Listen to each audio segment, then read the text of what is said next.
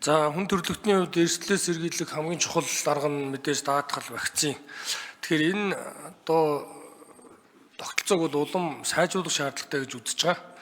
Тэгээд нэгдүгürt нь бол энэ төлөвлөлт тооцооллыг одоо маш сайн хийж, ялангуяа эдийн засаг энэ нийгмийн одоо үнэлгээтэйгээ уялдуулж тийм том хүрээнд авч үзэх шаардлагатай гэж үзэж байгаа. За хоёрдугаар нь засаглалын хувьд бол сая тайлбарлаж байна. За 9 гишүүн бол төр даатгуулагч одоо ажил олгогчийг төлөөлж орд юм байна. Тэгээд энэ одоо удирдах гүйцэтгэх хянах механизм ингээд нэг дороо төвлөрчөөд байгаа юм удаа л гэсэн ийм л одоо зүйл харагдаад байгаа. Тэгээд тийм учраас энд эрүүл мэндийн даатгалын үндэсний зөвлөлийг бол эрүүл мэндийн сайд ахалдсан юм байна. Мөн эрүүл мэндийн даатгалын ерөнхий газар буюу одоо сангийн орлогоо бүрдүүлж байгаа, хуваарлж байгаа энэ газар нь эрүүл мэндийн сайдын харьяанд байд юм байна. Тэгэхээр энэ одоо ер нь болж гин үү? Энэ тогтолцоо ер нь бусад улс орнуудад ямар байд юм бэ? Өөр ер нь хувилбарууд ер нь байдгүй гэдгийг би асууж байгаа. Тэгээ энэ хүрээнд эрүүл мэндийн даатгалын одоо үндэсний зөвлөл одоо улсын хурлын одоо дэргэд улсын хурлаас байгуулдаг нөгөө санхүүгийн зохицуулах хороо шиг ийм одоо ер нь бүтцтэй ажиллаж болох уу? Энийг ер нь судалсан тооцсон зүйл байна уу? Өөрөөр хэлбэл одоо улсын хурл энийг одоо баталдаг шүү дээ. Тэгэхээр улсын хурл бол энэ дээр одоо бас ямар одоо өөрчлөлт одоо хийх нь бол бас улсын хурлын одоо хилцэг асуудал байж болно гэдэг зүйлийг бол сая бол сонслоо. Тэгэхээр ийм байж болох уу? Дараагийнх нь бол энэ зөвлөх хяналтын механизмыг эртний нийгмийн байгууллага бол хувийн хвшлэр гүйцэтгэж болох уу? Зөвхөн одоо ингээд эрүүл мэндийн даатгалын ерөнхий газар өөрөө гүйцэтгээд явах уу? Ер нь энэ одоо хувийн хвшлэр гүйцэтгүүлдэг төрийн бус байгууллагаар гүйцэтгүүлдэг тогтолцоог нэвтрүүлвэл яасан юм бэ? За үйлчлэгээ талдаа бол ингээд хувийн хвшлийн өрсөлдөөнийг бол цааш бид нар дэмжих хэрэгтэй байхаа. Зүгээр зарим нь бол ингээд энэ гүйцэтгэлийн санхүүжилттэй холбоотой олон хувийн эмнэлэг байгуулагдаад байна гэсэн зүйл ярьж байгаа. Гэхдээ энэ хөгжлийн гол тулгуурч нь ялангуяа эрүүл мэндийн одоо үйлчлэгээний хувьд бол хувийн хвшил шүү дээ. Яг энэ би хэлж байгаа нь жишээлбэл одоо орон нутагт өрхийн эрүүл мэндийн төвүүд ажиллаж байна. Энэний бол барилга нь тоног төхөөрөмж өмч нь бол төр орон нутгийн өмч.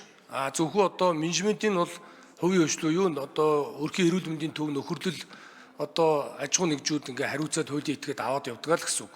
Тэд нар шууд одоо том барилга бариад эрүүл мэндийн үйлчлэгээ үзүүлэхэд хүндрэлтэй учраас энэ явж байгаа тогтолцоо нь хамгийн зөв юм уу гэж харагдаад байгаа. Тийм учраас энэ дээр ер нь одоо өргөн удам нутагт ялангуяа сумдад одоо багийн түвшинд энэ эрүүл мэндийн тусламж үйлчлэгийг үзүүлэх талаар цаашид тэднийг чадваржуулах хөрөнгө оруулах талаар илүү анхаарах хэрэгтэй. Ялангуяа өрхийн эрүүл мэндийн төв шиг барилга байшин тоног төхөөрөмжийн төрөөс хөрөнгө оруулалт хийгээд энийг бол менежментээр хувийн хвшил одоо аваад явах нь хамгийн чухлаа. Тэгэхгүй бол эмчнэр чинь одоо өөр төрлийн одоо том барилга уул уурхайн салбарчиг бизнес хийхгүй учраас энэ бол одоо аль талдаа харилцан одоо ашигтай юм үйл ажиллагаа болох юм аа.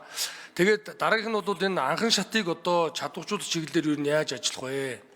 Жишээлбэл одоо отридын заставын ажил сайн бол отридын ажил сайн гэж нэг Ахмад одоо хэлийн хурандаа хэлж ирсэн. Одоо тэрэн шиг ингээд анхан шатны чинь л одоо тусламж үйлчлэгээ сайн байх юм бол энэ төвлөрсөн төрөлцсөн эмнэлгүүдэд ирэх ачаал бол буурнаа. Тэгэхээр анхан шат руугаа өгөх энэ даатгалын санхүүжилтийг одоо нэмэгдүүлэх талаар ямар бодлого барьж байна? Өөрөөр хэлбэл үе шаттайгаар анхан шат руу өгж байгаа санхүүжилтийг нэмэгдүүлээд илүү дээд шатлын одоо эмнэлэг рүү өгж байгаа санхүүжилтийг бууруулах ийм харилцан уялдаатай зүйлийг хэрэгжүүлж болох уу гэдгийг хэлье. Тэгээ хамгийн эцэст нь бол дахин энэ засаглал дээр нь их хурлын дэргэд энэ даатгалын үндэсний зөвлөл одоо санхүүгийн зохицуулалт хороо шиг байж болох уу? Ийм одоо судалгаа байна уу, хувилбар байна уу гэдгийг асуу. За тогтмолын мөнх сайхан сайд хариулт өгье.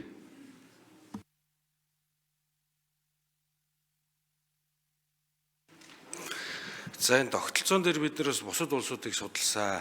Тэгээд ер нь бол тогтолцооны хувьд манай улс зөв явж байгаа. Хамгийн гол нь энэ хяналтыг нь тусад нь гаргах. Жишээ нь Солонгост бол яг ийм тогтолцоогоор явдаг хэдий ч яг энэ даатгалын сангийн зарцуулалтан дээр хяналт тавьдаг тусдаа агентлаг байдаг. За хэрвээ бид нар энэ эрүүл мэндийн даатгалынхаа сангийн зарцуулалт, эрүүл мэндийн даатгалын үндэсний зөвлөлийн удирдлагыг өөр дэш нөгөх юм бол үндсэндээ цаашдаа эрүүл мэндийн салбарт хэрэгжиж байгаа бодлого үйл ажиллагаа зөв үү буруу юу, зөв голдролоор явж гин үгүй юу гэдэг энэ асуудлыг эрүүл мэндийн сайдтай ярихааргүй болно гэсэн үг. Энийг хариуцж байгаа эмдүүзийг толгоолж байгаа хүн нь энэ бодлого үйл ажиллагаа зөв явж байгаа юу үгүй юу гэдэг зүйлийг хариуцж явна гэсэн үг. Тэгэхээр энэ зүйлийг л та бүхэн маань бодох ёстой. Бидний гүйцэтгэлийн санхүүжилтийн ерөөсө гол нэг зорилго бол анхан шатаа бэхжүүлэх. Тэгээ 21 оноос хойш энэ санхүүжилтийн энэ зүйл маань өөрчлөгдөд манай санхүүжилт бол лавлгаа шатлал дээр одоо 80-90% санхүүжилтанд очиод анхан шат дээрээ дүнгиж 10-20% санхүүжилтанд очдог байсан 21 онд. Одоо тэгвэл бидний яг бодсон анхан шатаа бэхжүүлэх бодлогоор явж байгаа. Энэ хоёрын одоо байр нь солигдох тал руугаа явж байгаа гэсэн үг. 21 оноос хойш энэ 4 жилийн хугацаанд анхан шатны санхүүжилт 3 дахин нэмэгдсэн. Яг энэ бодит тоо үзүүлэлтээр энэ цаашдаа нэмэгдээд явах ийм бодлогыг барьж байгаа бид нар. Одоо тэгээд анхан шатны санхүүжилтийг зохицоор нь өөрчилсөн юм шиг юм бас тийм ойлголт яваад байна. Бид нар 20 онд анхан шат маань нэг иргэнээрээ санхүүжилтээ авдаг байсан. Одоо тэр хэвээрээ нэг иргэнээрээ тухайн үед авдаг байсан санхүүжилтээ бүгдийг авж байгаа.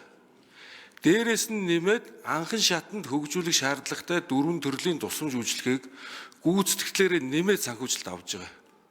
Энийг манай сум өрхийн эрүүл мэндийн төвийнхэн маань нутаг орносоо сонгогдсон энэ гишүүд улсын хурлын гишүүдтэй нэмэгдэж байгаа зүйлээ сайн ойлгуулж тайлбарлаж нэмэлтээр ингээд мөнгө өгдөг болсон гэдэг зүйлээ тайлбарлахгүй бол гүйцэтгэлийн санхүүжилт анхан шатанд зогсох юм бол та хэд маань 20 онд байсан санхүүжилт буюу одоогийн авж байгаа санхүүжилт нь 2-3 дахин буурахаар ийм нөхцөл байдал руу орохоор байна шүү. Тэгэхээр манай энэ анхан шатны сум өрхийн эрүүл мэндийн төвийн удирдлагууд маань асуудлаа хэлж ярьж ойлгуулахдаа зөв хэлж ярьж ойлгуулахгүй бол гүйцэтгэлийн санхүүжилт болохгүй байгаа юм шиг зүйл ярьж болохгүй.